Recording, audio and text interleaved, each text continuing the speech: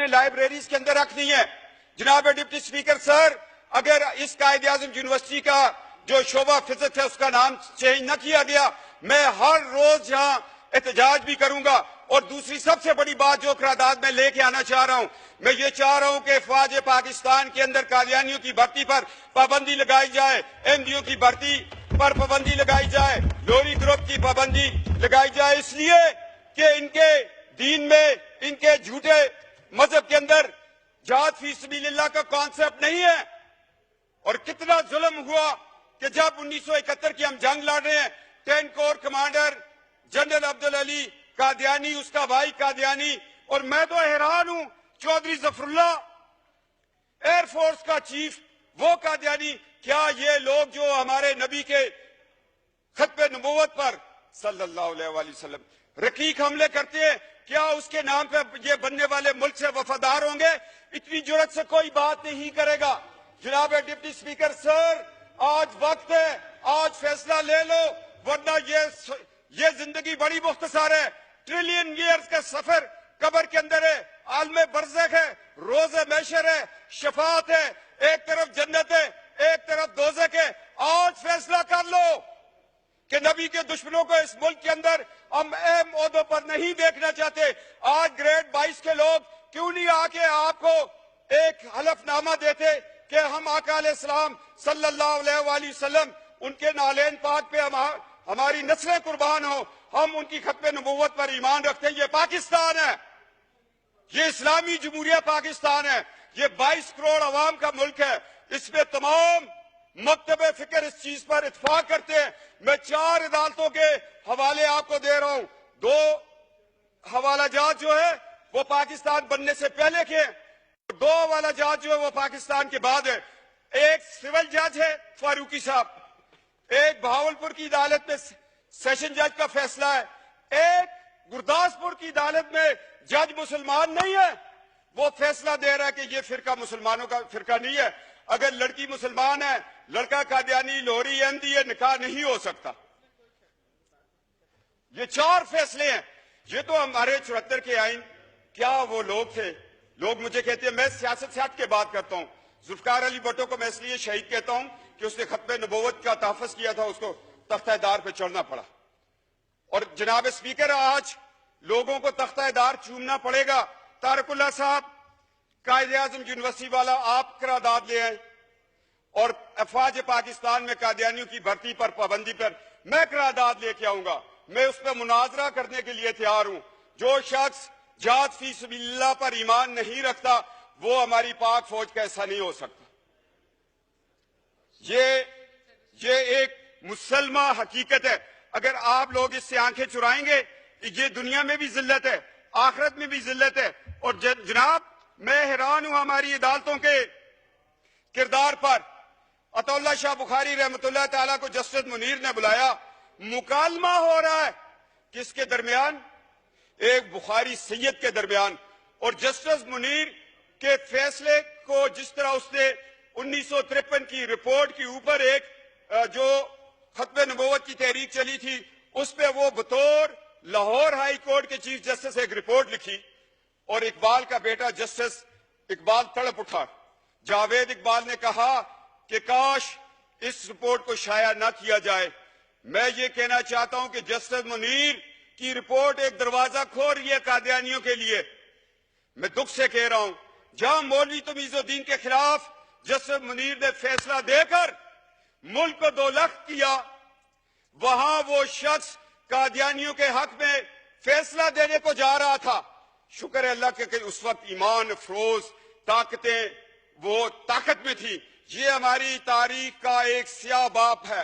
اگر جسٹس منیر کو ہم دیکھیں اور اس سے چلتے چلتے ایوب خان کے دور کو دیکھیں، جسٹس منیر ایوب خان کا دست تو بازو بنا، اور جب ہم مشرف تک آتے ہیں پھر ہمیں کون ملتا ہے؟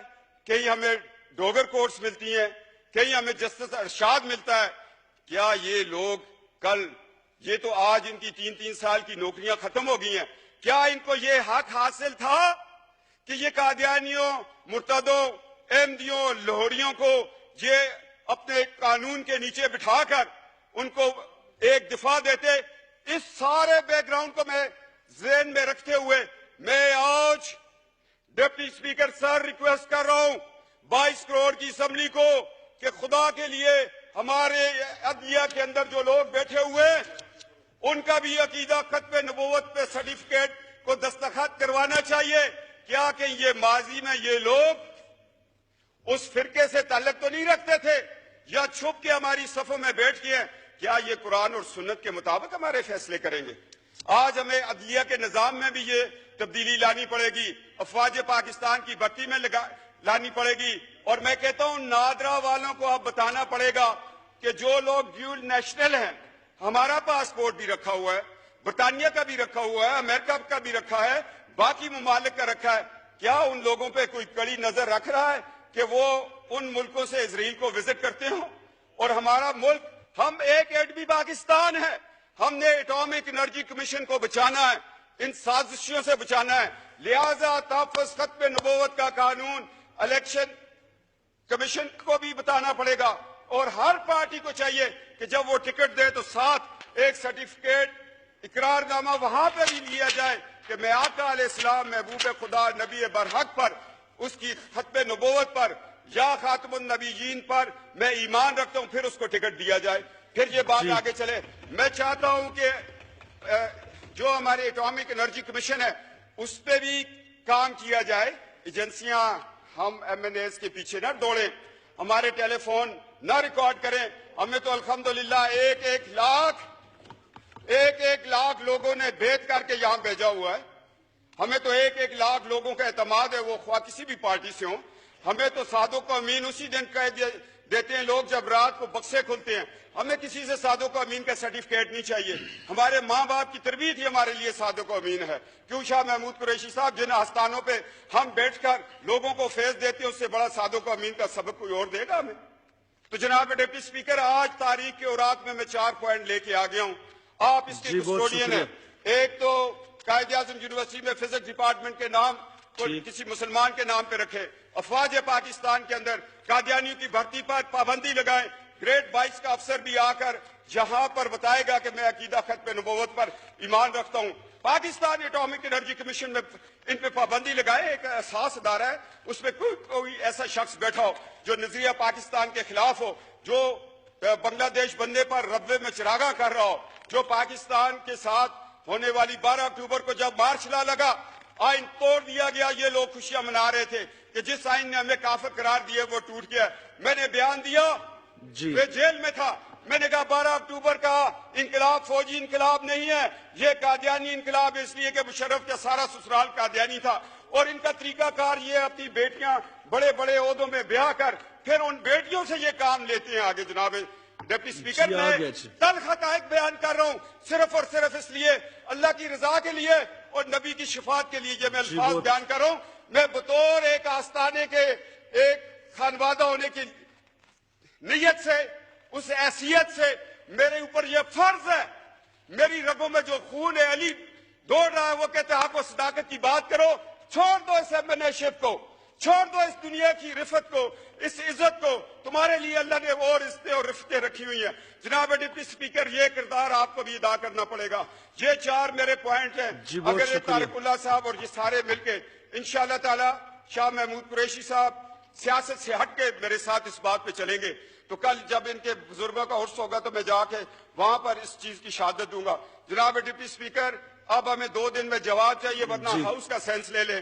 قائد اعظم یونیورسٹی کے شعبہ فزکس کو تو ابھی آپ ہاؤس کا سینس لے کے چینج کر دیں, اس میں کوئی بڑی بات نہیں ہے. کنسنسس کر لیں آپ. جی جہاں ہاؤس کا سینس لے لیں. جی ٹھیک, جی بہت شکریہ. نہ یہ کنسنسس آپ کر لیں, ٹھیک ہے جی. محمود قریشی صاحب بیٹھے ہیں, طارق اللہ صاحب بیٹھے ہیں.